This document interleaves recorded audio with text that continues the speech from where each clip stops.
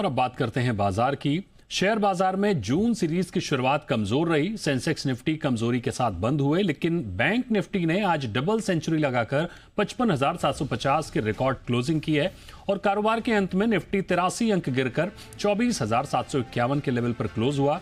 वहीं सेंसेक्स 182 अंक फिसलकर 81,451 के स्तर पर बंद हुआ।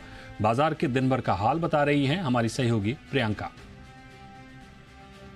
आज थोड़ा सा अपर लेवल्स पर जब बाजार खुला, निफ्टी खुला तो पॉजिटिव के साथ था, पॉजिटिविटी के साथ, लेकिन खुलने के बाद से एक डाउनवर्ड प्रेशर हावी हुआ बाजार पर। हमने देखा Nifty continue to slide down और इनफैक्ट लोअर लेवल्स पर ही बंद हुआ, डे लोस के पास ही बंद हुआ। 24,750 के पास निफ्टी बंद हुआ, लेकिन बैंकिंग स्टॉक्स में एक अच्छा पुल बैक दिखाई दिया। नीचे के लेवल से खुले, लेकिन उसके बाद ऊपर डेज हाई पर लगभग 0.3% की बढ़त के साथ बंद हुए। सेंसेक्स में भी थोड़ी गिरावट दिखाई दी और ब्रॉडर इंडेक्स से जो स्ट्रेंथ हमें आती हुई दिख रही थी पिछले कई दिनों से, वहां पर वो थोड़ी गायब थी और इसी वजह से आज हमने देखा कि बाजार में एडवांस डिक्लाइन रेशो ब्रेथ जो है वो भी नेगेटिव ज्यादा थी। आप इंडाइसेस के अगर लूजर्स की बात करें तो metal, auto, IT, PSU space, यहां से गिरावट दिखाई दी। गेनिंग सेक्टर्स में बैंक्स में पीएसयू बैंक से सहारा मिला। Capital market stocks like BSE stock जो लगातार एक मूव पे है वो चलते हुए दिखाई दिए।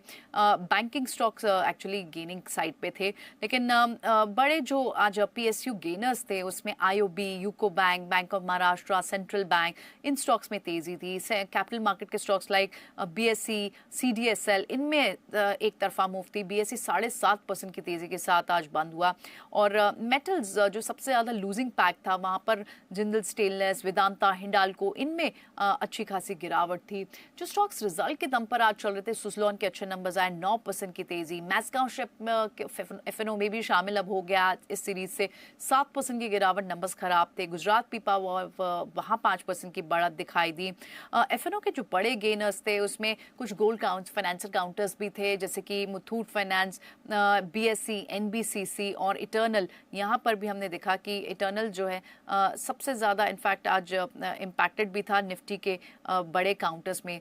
निफ्टी के 5 बड़े गेनर्स में इटर्नल, एसबीआई, एचडीएफसी बैंक और एलएनटी जैसे काउंटर्स में मूव दिखाई दी। सो ओवरऑल आज बाजार में हमने देखा कि ऊपर लेवल्स पे सस्टेन नहीं कर पाया बाजार और निफ्टी जो है वो गिरावट के साथ बंद हुआ, लेकिन बैंकिंग इंडेक्स आज पॉजिटिव बंद हुआ।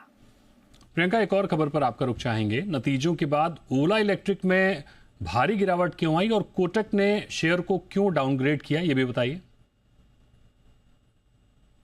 आज ओला इलेक्ट्रिक पे रिजल्ट्स के बाद जो पहला ओपन होते ही प्रेशर दिखा वो 10% का स्लाइड था, लेकिन उसके बाद स्टॉक रिकवर भी हुआ। ब्रोकरेज का व्यू आया है, व्यू को समझे उससे पहले ये समझ लेते हैं कि ओला की बड़ी दिक्कत क्या है। देखिए, ओला की जो हमेशा से खास बात थी वो ये थी कि इंडिया का largest electric two wheeler OEM है, one of the biggest market share था और pure play electric vehicle segment है।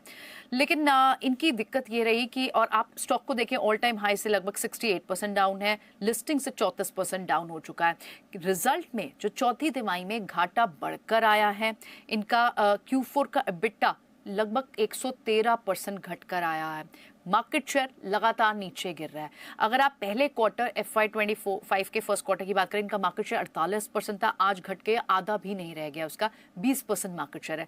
तो लगातार कोटक का जो व्यू इस स्टॉक पर है कि लगातार कंपनी का मार्केट शेयर घट रहा है, इसके लॉसेस और बढ़ सकते हैं, इसीलिए कोटक ने स्टॉक को डाउनग्रेड किया है, रिड्यूस करके रेटिंग, टारगेट भी रिड्यूस किया है। सेल की रेटिंग है 50 से घटाकर 30 रुपए रेटिंग कर दी है। कोटक कहता है कि आगे भी इनके मार्जिन डिक्लाइन कर सकते हैं, कंपेटिटिव इंटेंसिटी बढ़ सकती है और कंपनी की ब्रांड इक्विटी लगातार कमजोर हो रही है। लेकिन उधर ही सेम टाइम पे गोल्डमैन सैक्स का एक और इंटरेस्टिंग व्यू है। वो कहते हैं कि मैनेजमेंट टारगेट कर रही है कि जो ऑटोमोटिव एबिटा ब्रेक इवन है वो अगले क्वार्टर में अचीव कर लेगा। एबिटा ब्रेक इवन अचीव करना यानी स्टॉक जो है लॉसेस एटलीस्ट नहीं करेगा। और FY26 के फर्स्ट क्वार्टर की जो गाइडेंस है वो भी कंपनी की 65 यूनिट बेचने की है और इसके चलते उन्हें ये लगता है कि कहीं ना कहीं अट्रैक्टिव वैल्यूएशन पर है और यहाँ से वो 30% का अपसाइड देखते हैं। शायद इसी वजह से स्टॉक में थोड़ी रिकवरी भी आई, काफी गिर चुका है, नो डाउट लॉस आया, मार्केट शेयर घट रहा है, ब्रांड इक्विटी कमजोर हो रही है, लेकिन शेयर का दाम जिस लेवल पर है वहां पर गोल्डमैन सैक्स जैसी बड़ी ब्रोकिंग फर्म को लगता है कि यहाँ ये अपसाइड पॉसिबल है। कोटक ने सेल किया, बहुत सारी और ब्रोकरेज हाउस ने आज इसे सेल किया। नंबर्स के बाद स्टॉक दबाव में था, लेकिन थोड़ा आज रिकवर भी हुआ। शुक्रिया प्रियंका इस पूरी जानकारी के लिए।